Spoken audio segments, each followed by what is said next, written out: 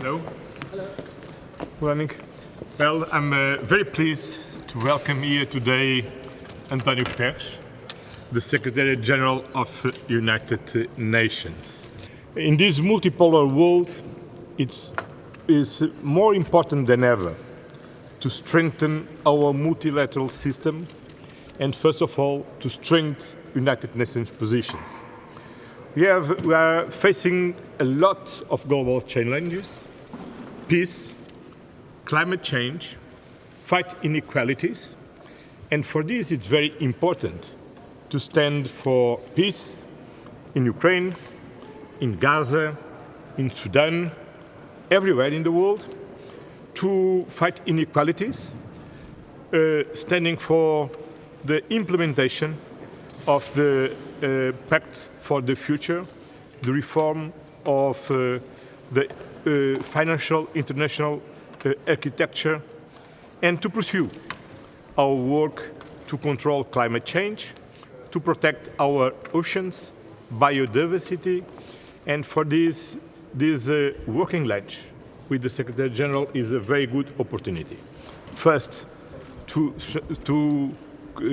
stress our full support of his personal efforts linking United Nations, our full support to United Nations, and our commitment to pursue with all these global commitments on behalf, on the framework of the United Nations, especially the Paris Agreement, the Pact of the Future, and our engagement in these two coming very important conferences about oceans in Nice and financing development in Seville in July.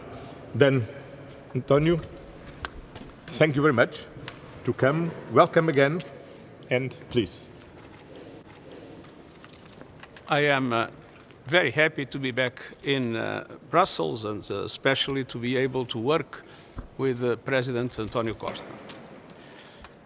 The European Union is a central strategic partner of the United Nations, and we are extremely grateful for the continued support, both financial support and political support, to the activities of the UN. And we believe the European Union is a fundamental pillar of the multilateral response to the challenges we face in peace and security, in climate, in sustainable development, in human rights. In this context, we have some particular concerns. One is about Ukraine.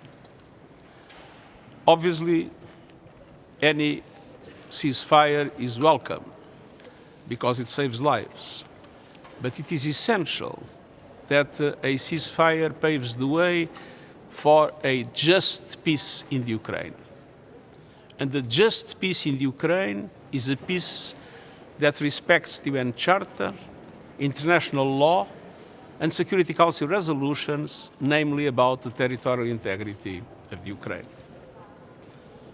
On the other hand, I'm saddened and shocked because death and destruction are back in Gaza, and the Palestinian people has already suffered too much. And so I renew my appeal for respect of the ceasefire, for unimpeded humanitarian access to all areas of Gaza, and for the immediate and unconditional release of the hostages. It is absolutely essential to keep the door open for the only way to bring peace to the Middle East, which is to have a Palestinian state side by side with an Israeli state. On the other hand, yesterday, the World Meteorological Organization published again a report with devastating impacts of climate change. I'm now used to listen time and time again that we are living in the hottest day of the hottest months, of the hottest year, of the hottest decade. But let's not give up. The report also says that the 1.5 degree limit is still possible in relation to global warming. But we need to double down double down in reduction of emissions, double down in decarbonization, and double down in the replacement of fossil fuels by renewable energy. Finally, I would like to express my deep gratitude to the support that the European Union has given to the implementation of the Pact of the Future in all its dimensions. And I can guarantee that we'll be working together in the next key moments in which the international community will be moving forward. In Sevilla, in Paris, in the G20 meeting, in the COP in Brazil, in all these moments, I'm absolutely sure that the EU and the UN will be together fighting for a better international community in a safer planet. Thank you very much. Secretary General, how concerned are you with the US withdrawing from so many UN bodies? A new world order is being written as we speak, where multilateralism and international community don't play a role anymore.